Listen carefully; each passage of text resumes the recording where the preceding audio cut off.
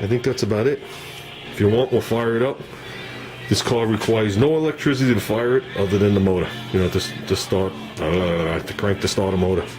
So the wire coming off the magneto, that's how you can tell a real magneto. Real magneto has one wire, and that's the grounder, just like a lawnmower. Okay, we could actually start. Now this thing hasn't been started 2 weeks, give or take. I have my crank button here. No need to even go in the car. I'm gonna put you guys down, and we'll fire this thing up. If I can find the spot to put you. So, and that's another thing, just so you guys are aware, when you have a tunnel ram motor, a true tunnel ram motor like this, and you hit that accelerator pump, or you hit the accelerator right now to give it a little bit of gas, it's going to shoot gas out of 4 of the Venturis, go straight down into those 4 cylinders. If you do it too many times, you will hydrolock the cylinders and bend your rods. When this car fires up, it only fires up on 4 cylinders, then the other 4 chime in. Okay, because it takes a lot to get the gas to go from here and go this way. Okay, that's all in the actual signal, they call it. So that's another reason these spaces are actually good, because it raises the carburetor up from the actual plenum and gives it more distance for it to actually curve down in. So if, for argument's sake, you're getting on the car a little bit, you don't have all 8 barrels open, you still got to get it from this half of the motor to that half of the motor. There is a distance difference. Oh, and that was another thing I forgot to mention. The car does have nitrous on it. Okay, I have it turned all the way down to 50 horsepower per plate. There's 2 plates on it. All the solenoids are in the rear. It's throttle plate actuated, or activated, not actuated. And you can actually see it better when you close the hood. Back in there, I don't know if you're going to be able to see it, there is a switch back there, and I have an override switch inside the car.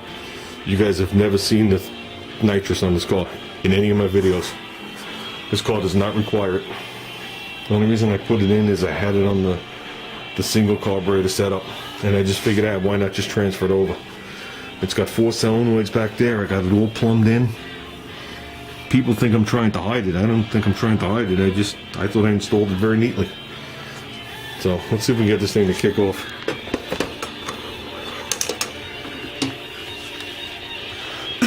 Oh, and ignition timing on this car. This car likes, and most AMCs like, 40 degrees full advanced timing for all-out racing.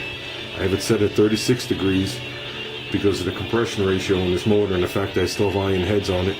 They do not disperse the heat. So I'm losing some power, but it allows me to blend my fuel and not spend, $12 a gallon of fuel to go up to cruise night.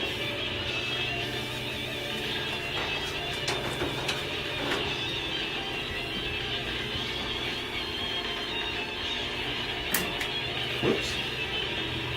So we get this bad boy to fire. So we know to go like that. There you go.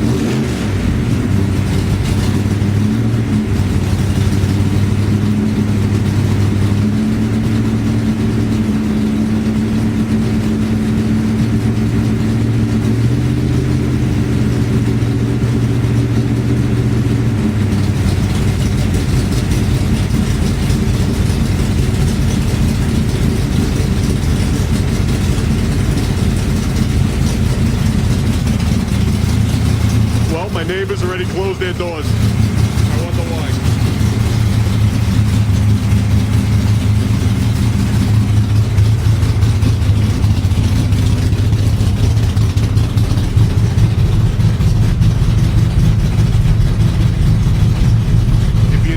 None of the gauges are working except for the oil pressure because I don't even have the key turned on yet. Watch, you'll see him come on. Key does nothing on this car other than start it and turn on the alternator. This button right here is what turns it off.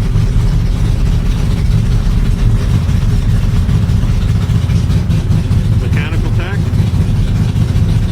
Idling right now at 1400. It'll idle at 1050 in gear when it's warm, which is about 1600 out of gear. And that's all because of the tunnel wrap.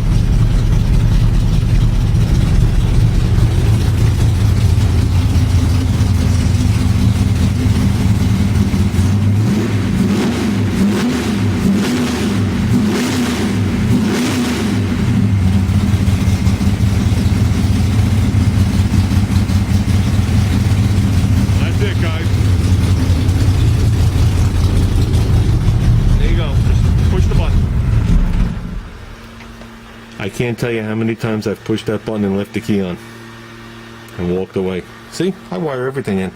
I have the oil pressure light hooked in, the generator light. You gotta make it look real. You know what I mean?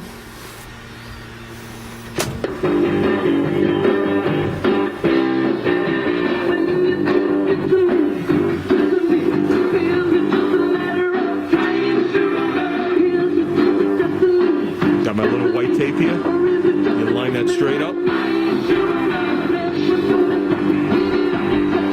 you launch the car, so when you come back down, you know if your wheel's straight. Because as you launch it, you always pull it to the side. We've only stood this car up twice, me and my son. No nitrous. And I'm not doing it again. I don't think the car can handle it without a, whatchamacallit, without a roll bar. It used to throw the rear doors out of adjustment to the point where they dragged on the strikers.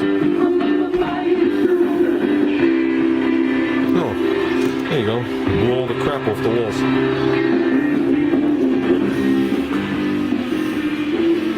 So, I hope that helps. You know, ask him what's in the car and whatnot.